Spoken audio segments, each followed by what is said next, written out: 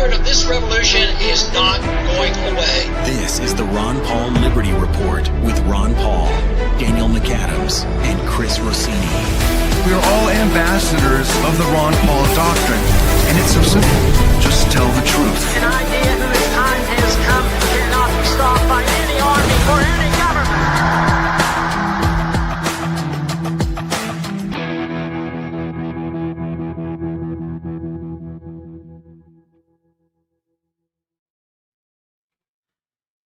Hello, everybody, and thank you for tuning in to the Liberty Report.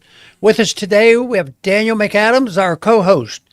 Daniel, welcome to the program. Good morning, Dr. Paul. How are you this morning? Doing fine, fine. And we have some of our problems still around. Yeah.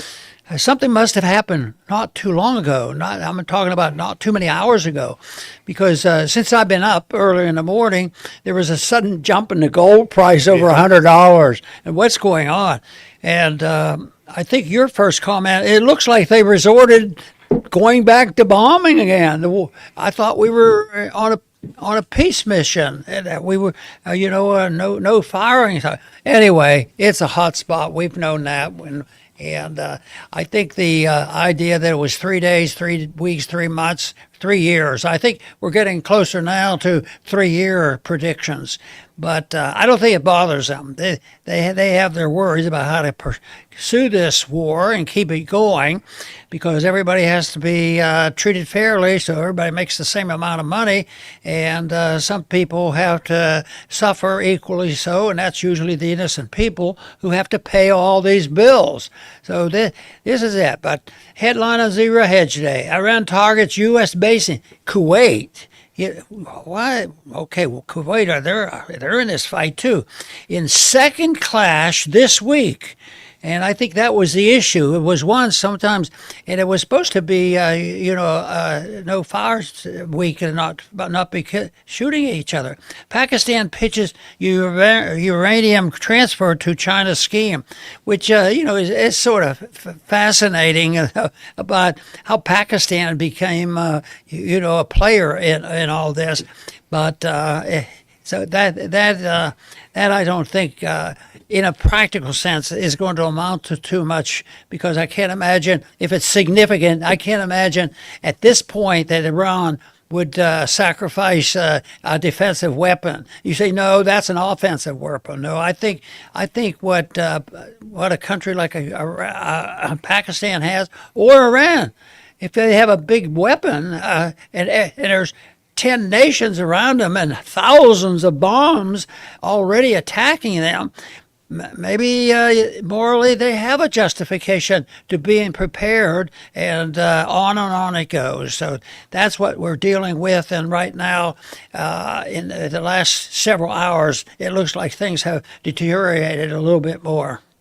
Well, actually, since then, something new has happened. So, this is getting to be a bit of a, dare I say, boring pattern where you have escalation, you have Trump putting out memes and AI videos of him shooting Iran, and then you have talks of, then you have releases on Axios saying that they're close to a deal, and round we go. In the middle of all this, the markets are manipulated. Some people in the shadows are making millions of dollars off of it, and you almost feel like, well, why should we continue to report this, because it's such a farce? But in fact, we have to, because it's happening again. So here's kind of a chronology, which is important. We've had a ceasefire for several weeks. Yesterday, the U.S. hit a drone base in Iran, on Iranian soil, Bandar Abbas. And after that, Iran said, well, we will retaliate for this hit. And Iran does what it says it will do. And so it did fire a missile at a U.S. base in Kuwait just a few hours ago. You have this escalation from the U.S., you have Iran said, we will retaliate. They do retaliate. So obviously they're not backing down. But then, so here, let's give a little bit about what's happened then. Now this is Dave DeCamp on Anti-War, who does a very concise job, which is helpful to all of us when you want to get a quick fix on what's going on. The Iranian Revolutionary Guard says it targeted an American airbase in response to U.S. strikes on Iran and Kuwait, and reported missile and drone attacks on its territory. Before that, On Wednesday, U.S. military launched another round of airstrikes in Iran. In fact, they did do a few days before that an attack that risked plunging the region back into full-scale war. If you go to the next one, so what the Iranians say, if you go back one, sorry about that, the Iranian news agency says that the Iranian Navy fired on a U.S. tanker that tried to pass through the Strait of Hormuz, and then the U.S. bombed the area around Bandar Abbas. And so then Iran retaliated for that. Now go to the next one. Now here's how you're having the framing. An U.S. official speaking to CBS News, if we can go forward just one. I know I got it messed up here. A U.S. official speaking to CBS News framed the latest U.S. attack as, quote, defensive, as the U.S. is attempting to obscure the fact that all of its hostilities against Iran, which include enforcing a blockade on its ports, are part of the same war the U.S. and Israel launched on February 28th. So I think that's a wordy way of saying what I think is happening here, Dr. Paul, is that the U.S. is engaged in narrative management as well. The U.S. is trying to provoke a reaction from Iran, hence the sort of small pinprick hits on Iranian territory, because they want Iran to retaliate so the U.S. can say, we are just being defensive. Iran is attacking us, and we have to defend ourselves as the escalation grows. You know, if one side is fighting an offensive war, and they want to not let the people be aware of the fact that we have to have an excuse. In the United States, when they have to retaliate, and when they do it, and they've done this really wholesale in the last several weeks, more so than regular. Yeah. All of a sudden, it's defensive, yeah. and it's almost like if you lie long enough, people will start to believe it. So there will be a lot of people who will listen superficially to the news and say, "Well, they're attacking our troops." Yeah, where are our troops defending our borders, defending New York City, defending our coastline? Where's our Coast Guard? You know, over some other place 7,000 miles away. So this whole thing that it's defensive, you know, it's sort of a conditioning thing that people, and I can understand it too, because I'm annoyed with the pressure putting on one way, as I think that we should all be dedicated to seeking the truth and stating the truth the best way possible. But when you do, what unfortunately you have to do is challenge basically your own government. Yeah. And there was a time, especially at the beginning of this country, the politicians back then at the beginning, they weren't bashful about stating the facts. And right now, whether it comes with speaking out about Israel or anything else, it's not much fun to criticize our own government, but I think if you're interested in these ideas, you don't have any other choice. I mean, you can pick and choose in the demeanor in which it's done, and the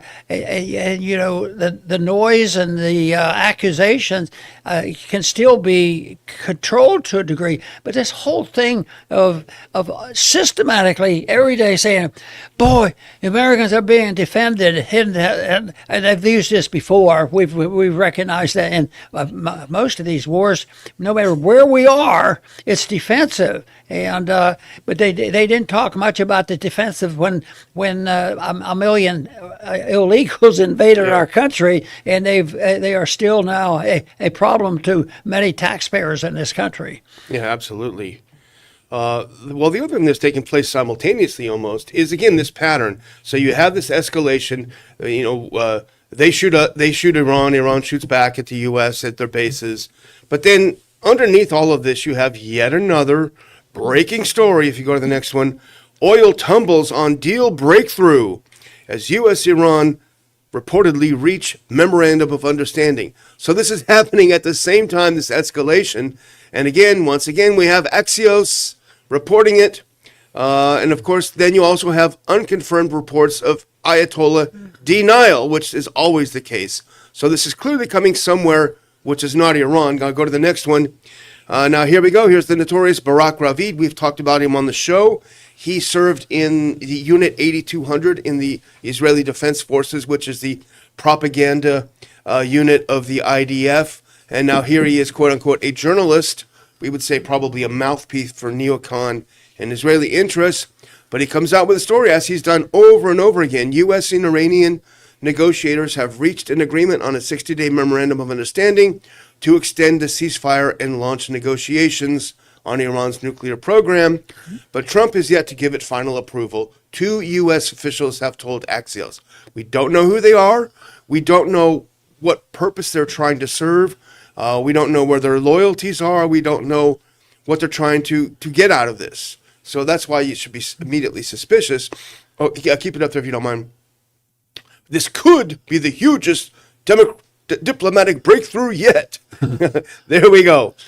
So U.S. officials said the deal terms were mostly agreed as of Tuesday, but both sides still needed to get approval from senior leadership. Axios notes. Again, there you have that source, which should be taken with a massive truckload of salt. U.S. officials claimed Iranians later came back and said they had the necessary approvals. U.S. negotiators briefed Trump. President relayed to the mediators he wants a couple of days to think about it, an unnamed U.S. official said. And I did include the chart, but I don't know if that chart is available for preview. It was an AVIF file. No, it's not. I guess it's not going to work. Yeah, it doesn't come through. So I should have changed it to a JPEG. But nevertheless, you can imagine what happened. As soon as Barak Ravid of Axios announced this, oil went. So you can imagine someone made some money on this deal, I think. Yeah, it probably was gone back up already. Yeah. So, the situation is very complex. This on again, off again, borders, little towns, big towns, little countries, and internationalism. And this is difficult to keep track of. It's so many factors involved, economics as well as political and foreign policy. But the way these things come up, what rules are broken, why do we have this complexity of it? And that's the big thing is it shouldn't be complex. Yeah. I mean, yes, we're going to have invasions and we're going to have aggression among nations that's been going on for probably thousands of years, and that'll probably continue. But this whole thing that in our recent history, because we work on a stack of lies and innuendos that we look at our Constitution, we all take an oath of to obey the Constitution, and if you go to war, you ask the people, you have a vote, and you debate it, then you declare the war, you know what the goals are, and then the war is over.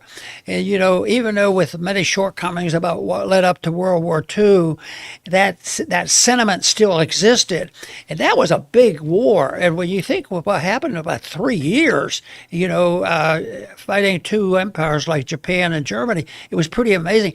But it's not as clear cut anymore as that. This is something that we have accepted, a foreign policy of interventionism, and it's operated by people who are very connected to corporatism, corporate profits. And people have read stories that when I was in grade school, I can remember stories being told and circulated in our family, and that is that the businessman. Why did the businessman help Hitler get into power? Yeah. And I, even at that young age, I said that's probably not true. I mean, why would our good business people do that?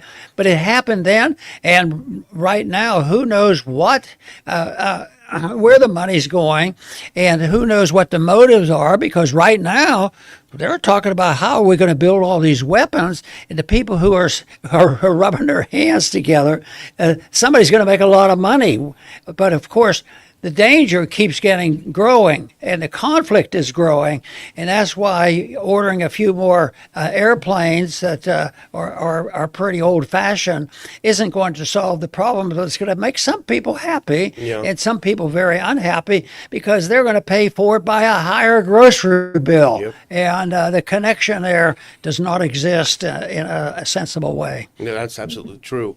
Well, the first part of our show, the theme is escalation. The escalation escalation and this absurd, we are just seconds away from a deal, around and around we go. But we do have a video clip of President Trump when we were still in the escalation phase yesterday, threatening to attack yet another country. You might want to put this earpiece in, Dr. Paul, and let's actually listen to the president in his own words making these threats. Here we go. We're not getting any sound. Do we have? See if we can get the sound fixed on this one. I know we had. Okay, just a second here on this one. It's worth listening, trust me, because it's we can report on it, but if you listen to the president in his own words, it actually is much more powerful if we can get that thing going. Well, no, we need to find it because once again we're getting instructions from our leaders, and they're not persuasion and not voluntarism. It's not based on principle, other than the principle of authoritarianism. And so it isn't like we're putting words into somebody's mouth. What we're doing is reciting words that are actually being said. So I've read these words, but to tell you the truth, I actually didn't see the film. Yeah. So I don't know whether we're going to do that or not. Does it look like we'll be able to get it, or is that not going to work out? It's not working. Give me 1 second. Okay, we'll give it one more second. It'll be worth listening to have it. Now, this is a big cabinet meeting that President Trump held yesterday with all of his cabinet people, and he had everyone discussing. So I think we have a pulled plug, which might have been our problem. So here's what he was saying. He had Hegseth, everyone was there, and a little technical glitch here, but we are back on track, I think, to get this thing going. Yeah, let's put it in and get a full screen this and listen to the president. Our heroes. Yeah, here we go. To control it. Nobody's going to. No, the strait's going to be open to everybody. It's international waters. Nobody's going to control it. We're going to watch over it. We'll watch over it, but nobody's going to control it. That's part of the negotiation that we have. They would like to control it. Nobody's going to control it. It's international waters, and Oman will behave just like everybody else, so we'll have to blow them up. They understand that. They'll be fine. No, the strait's going to be open to everybody. But what he said is if Oman doesn't behave like everyone international else, waters. we're going to blow them up. Nobody's going to control it. We're going to blow them up. We're going to blow the country up. And that's negotiation in the modern age. Yeah, that's mafia negotiation. That's from The okay, Godfather. Either your brains or your signature is going to be on the contract. But what struck me when I listened to this, Dr. Paul, and I mentioned it to you in the office before we came into the studio, is that in international relations, the threshold for the use of force used to be very high, and it was very high for a number of reasons. Number one, you could have unintended consequences. Number two, going to war can be very costly in terms of resources and lives, and so that generally has always been the last resort, with some exceptions. But now President Trump has lowered that bar of military action so low that he could say, if you misbehave and I don't like what you've said today, I'm going to blow you up. I'm going to annihilate you. I'm going to wipe out your civilization. And it's not only a coarsening of our language. I think it's a very dangerous turn. And we talked about yesterday about how the global empire is now being challenged in the Persian Gulf, the U.S. global empire. Well, I think it's also going to be challenged because of the increasing militarization and military talk is going to cause more of a pushback, in my opinion. So There's one word in this message that I think is, for me, it's the most important one. That he's saying that they're going to, Oman could be blown up. Blow up is the word there. But the country of Oman, if it doesn't behave, yeah. I think behave is the key word there, because it implies that behavior and morality and truth has to be dictated. Somebody has to decide what it is, and now we know who it is. Yeah. And that is the whole thing about behavior. It's almost the opposite of voluntarism. Where everybody gets to pitch as long as they don't so they don't threaten people. Yeah. See, because sometimes, the violence is easy to define, but sometimes this threatening when you are in control of nuclear weapons and everything else, it's a pretty serious thing. But this whole notion that one individual or one administration or one small group of people are going to dictate what behavior means. And that's the way taxes say. You will behave by paying these taxes because we want your money to blow up people. And it's on again, whether it's regulations or taxation or whatever, that the whole idea is somebody has to make the people behave. And I think that is exactly opposite of what a free society should be talking about. Yeah, absolutely. As long as you're not hurting someone else, you behave how you want. But well, the other thing we wanted to talk about, Kate, I noticed it this morning. We talked about it in your office before, but this whole notion of weapons. How many do we have? How many do we need? How many have we expended?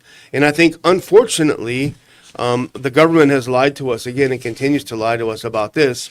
But if you go to this next clip, this is from AP. The U.S. will need years to replenish the stockpiles of advanced weapons used in the Iran war, new analysis finds. Now, that war lasted 39 days, Dr. Paul.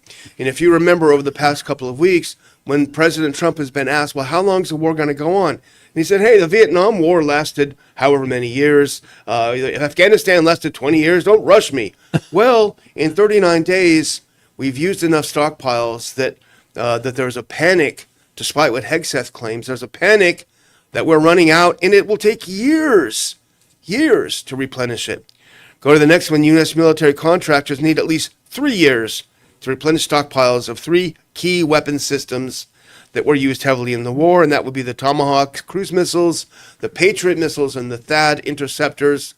The final 2 are the main defense against incoming missiles. The U.S. has enough munitions for any plausible scenario in the Iran war, but the depleted inventories have created a window of vulnerability for potential Western Pacific conflict, the Center for Strategic and International Studies said in a new report. So translating that back to English, yeah, we used a lot of missiles in Iran, but we're going to need a lot more because we also have to fight China. So that's what's happening with this. So there's a lot of things to unpack on this, Dr. Paul. One is this idea that we were lied to, that we have plenty of weapons. Obviously, that's not the case. But 2, CSIS and the other think tanks, Beltway think tanks like it, they want to push the narrative, but we need these because we have to go to war with China. And so, although I already knew this, I actually used AI this morning. Don't tell anyone. But I did a search, and I had the AI help me with the search. Funding sources for CSIS. This is the group that put out this report saying we got to get a lot more new weapons. Go ahead and put that next one up. Who are they funded by? They are funded by Northrop Grumman, Lockheed Martin, Boeing, General Dynamics, Raytheon, and General Atomics. So you have this incestuous relationship, Dr. Paul, between the think tanks, which are supposedly formulating policy to the benefit of the United States, but they're funded by people who make bombs. And so we know what side they're going to come down on. We need more bombs. Boy, I'll tell you what, that's depressing. Why'd you do that to I know, me? I shouldn't have. I wonder if they understand corporatism. Yeah. Probably in their form of corporatism being beneficial and voluntary. But no, that's not what we're talking about. But he said that the problem of getting these weapons isn't an issue of money; it's an issue of time. But I think that. Time becomes relative on how long it takes to win a war or fight a war or do these things. And it gets really difficult to predict what's happening when the currency is crashing and the empire is disintegrating. And that is, you can't make these predictions. Oh yeah, we used to be able to win these wars in 6 months and all this. And in the last 20, 30 years, it keeps getting longer and longer because the empire keeps weaker and weaker, and they can cover that for a while, and they still do, because we still are strong and still can do some some threatening, and more and more people are laughing at this as time goes on. But then he goes on to say, it isn't the money. That's no big deal. Don't you know we have a printing press? What kinds of money is no problem whatsoever, isn't money? It's a matter of time. But believe me, you can't talk about time if you don't want to talk about money, and that you can endlessly destroy and consume horrendous amount of wealth that we have, since we were blessed with such a great and powerful and wealthy nations, and all the resources and all the freedoms that we've had, and made progress with them. But no, that's running out. The time is running out, but the money's running out too. And I'll tell you, someday he's going to have to say, yes, it is time, but we ought to consider the fact that we have to pay for it. We should depend on stealing money from the poor people, taking the money from the poor people and destroying it. Right now there's a big kick on stopping all fraud in the government, and it's horrible how much money is being stolen out of all these programs. But what I don't understand is why they don't include counterfeiting as fraud. That's the biggest. The counterfeiting the dollar probably is the biggest fraudulent system ever known to mankind. I mean, the countries do inflate, and that's how most empires end. But I'll bet you, size that our currency and the destruction going on. This is the biggest system of fraud conceivable. Always under the pretense of doing good, peace and prosperity. Take care of the poor people and make sure we have a peaceful world. Yeah. Well, the one thing when they say it's a matter of time, what people should think about is the reality is, like you say, you can print money, but you can't print missiles. Right? Missiles are tangible things, just like money not backed by anything is an intangible. We can just print some more of it if we need to. Yeah, right, that's right. So the dilemma with this whole issue of running out of weapons, on the one hand, CSIS, the think tanks and the HEXS and whatever, they don't want people to think that, oh my gosh, they started a war and they should have known they didn't have enough missiles. So they don't want to be blamed for bad planning, but at the same time, they want to convey the message that, oh my gosh, we're running out of missiles, so that Americans will stomach a $1.5 trillion military budget for next year. So that's the main goal. They don't want to be blamed for bad planning, but they do want that money. The military-industrial complex wants that, wants that big pound of flesh out of each one of our bodies. Yeah, but they explained it all. It was every problem that we're facing today was Biden's fault. Yeah. It was Bidenism. That's been around a long time. The interventionists, the people who believe in debt. But to look at the problems that we have in the Middle East, you can't say that Biden was the one that is totally responsible. Well, his friends have, that both parties are interventionists, and both parties endorse the Federal Reserve. Both parties endorse our empire. Nobody complains about us doing good around the world. And it's our responsibility to bring a peace and prosperity to the whole world. And that, of course, is an obsession that can't last. So things move, and as we talk today, things are moving quickly, and you demonstrated it so well.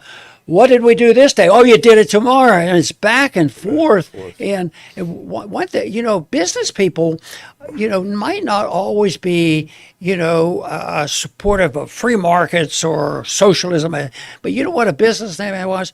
He wants consistency, a little bit of stability to know what to expect tomorrow. Yeah. But today, I would think it'd be pretty tough, and yet. It's what the amazing thing is that this has been used to make the rich richer. Because it's a small number of people who are the trillionaires and the billionaires, and they're usually related to good partnership with the government. Yeah, and that's why you got so much traction a few years back after your first Republican run when you were able to get progressive political leaders to agree with you that the Fed is a problem.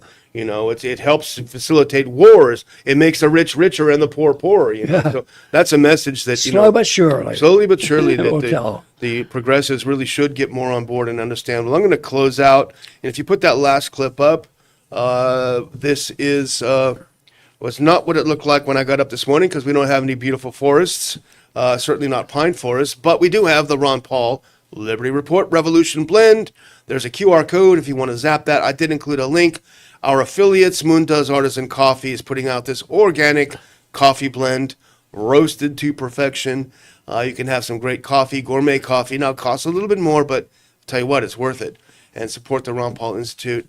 And I'm going to sign out with one final request. Please hit the thumbs up, hit the like. I'm looking at YouTube right now, and we've got 42 thumbs up. Come on, guys and gals. We can do better than that. Please do, and please share the show with your friends. Over to you, Dr. Paul. Very good. And I want to thank all our viewers for tuning in today because our message is something that we believe in. We believe we're on the right track. We also understand that perfection is not achievable, but you have to know which direction you're going in. If you're looking for a defense of true freedom and liberty and based on a moral principle, that's one thing. Yes, there's not going to be perfection. But what if you're competing with somebody that says, don't even do it? There's no way of knowing what truth is, and truth is decided emotionally. You have to accept this, and that is the big battle that goes on, and it's to some degree everybody's involved with it. But we feel very comfortable that non-interventionism and voluntarism, honest money, and individual liberty is an answer to our problems. And that is what we're going to continue to work with and for. And we want to let you know very much that we appreciate your support and your efforts to spread the message of liberty. I want to thank everybody for tuning in today to the Liberty Report. Please come back soon. Thanks for watching the Ron Paul Liberty Report. Like and subscribe to help spread the message. And until next time, live free. This country is in a revolution.